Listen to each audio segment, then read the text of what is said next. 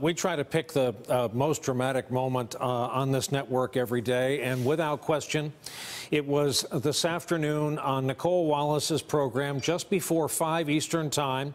Our mutual friend Steve Schmidt, one of the better minds out there in geopolitics, talked about the stakes and what he's calling the possibility of the second Korean War. Let's listen.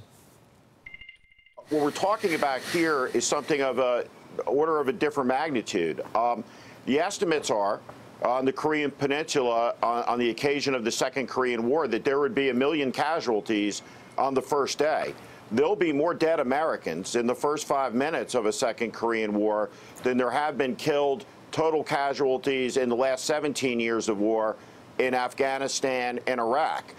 We've had no discussion in this country about the casualties, about what a Second Korean War looks like, the current size of the U.S. military. Would we need to have a draft in the United States to augment the forces? Because when you activate all of our forces, including Reserve and National Guard components, it may be the case that we don't have enough people for the Second Korean War.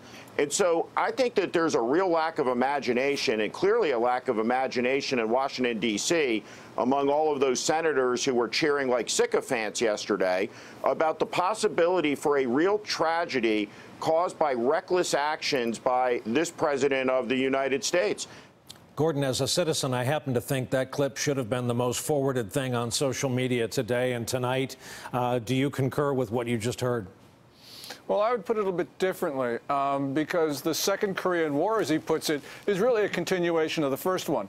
The last one did not end in a truce. I mean, in a peace agreement. It ended only in a truce, which was an agreement not to use force. So the Second Korean War could actually be the world's third world war. And we could talk about the world's first nuclear exchange. And not just between North Korea and the United States. It could be North Korea and China on one side and the United States on the other. We could be talking about casualties not in the millions, not in the tens of millions, but in the hundreds of millions. I'm not saying that's probable, but I am saying that is one of the possible scenarios going forward, because we're talking about a war that is beyond everyone's imagination. Vivian, this is the stream that's throughout your reporting as well. We're a potential mistake away from this. If they do an above ground or above water test, if they lob one in the water a distance we determine to be too close to Guam, it's game on, and consequences no one can imagine. Absolutely, and U.S. officials are constantly reminding us that it's not just about whether a rocket can hit the United States. We have troops in South Korea, we have troops in Japan. We have a lot of assets and at stake in that region alone, and not to mention our allies there as well. And we're talking about the Korean War. The North Koreans have basically been living and breathing the legacy and the trauma of the Korean War for generation after generation. I was there 10 years ago, and I can tell you that people were running up to us when they heard that we were Americans, begging us, saying, why do you want to attack us? Why do you want to hit us with a nuclear weapon?